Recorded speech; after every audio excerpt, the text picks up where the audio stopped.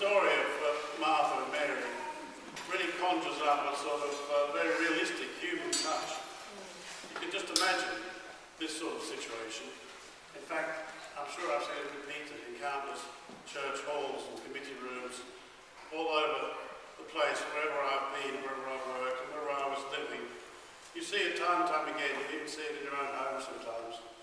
There'll always be somebody who does a lot of work, is very practical, is prepared to go in, doesn't need to be asked, always happy to help out, and to go in and do the practical thing, and make all the cups of tea, or clean, do all the cleaning, do all the organising, do all the practical stuff.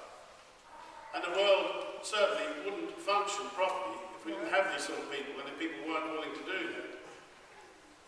And yet, there are others who are perhaps different in their attitude to life, and who are more inclined to take a longer view, have a different perspective, perhaps think about things a bit more. Some people will actually spend a lot of time worrying. Some people will spend a lot of time thinking, what is the right thing to do, what should I be doing? And in the meantime, if you're not careful, everybody else gets saddled with having to do all the work. And so you get the practical ones, and then you get the meaningful ones, and very often the practical ones will end up blaming the others, the thoughtful ones, and saying, well, why aren't you doing your share? Why is everything being left to me? Sometimes it can get quite aggressive, all this sort of, I'm having to do everything for me, and this person's not doing anything. And you sort of sometimes hear this reflect in people's criticisms of religion and the church. People will say, well, what good do they do? With all their money and property, why don't they just go and feed the poor? What good does prayer do? What good does all of this religion do? And others will go even further and say, well, actually it's harmful and it causes wars and all that sort of thing. But of course it doesn't cause wars. It's people who cause wars, not religion. And very often, the reason they're causing wars is because they don't have the right foundation or the right orientation, the right basis to their life.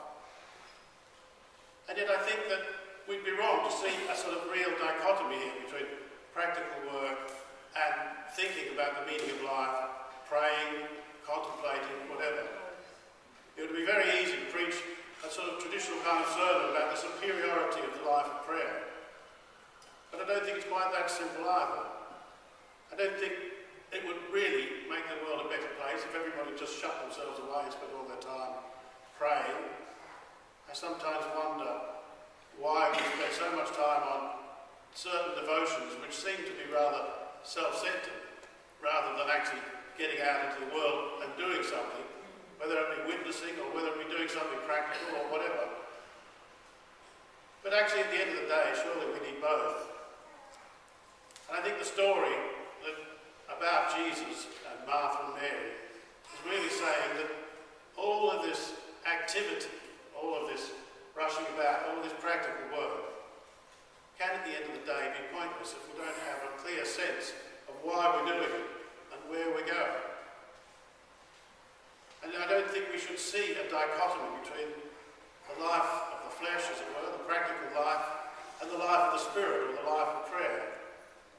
We're all called to pray and to seek perspective and to contemplate, although it doesn't necessarily mean we have to do it in a traditional religious setting. I think you can do it as much by studying in your own home, as much by reading, thinking. Just stop and think sometimes, and think about how Jesus would have reacted. That itself can be a form of prayer or contemplation. It doesn't have to be formal or traditional style of prayer all the time. Some people don't feel very good at formal prayers. But somehow or other you have to try and keep the two in balance. And it means getting a sense of perspective. It means being aware of why we're doing things. And it means spending some time, some part of our life, contemplating the figure of Jesus, thinking about what he wants, how he would have behaved, and what values he was projecting. And then, only then, when we've really got a sense of perspective, of value, when we know where we're heading, we'll all of that practical work that we might be called upon to do actually have some real purpose, some real focus, and hopefully at the end of the day actually achieve something constructive. In the name of the Father, and of the Son, and of the Holy Spirit.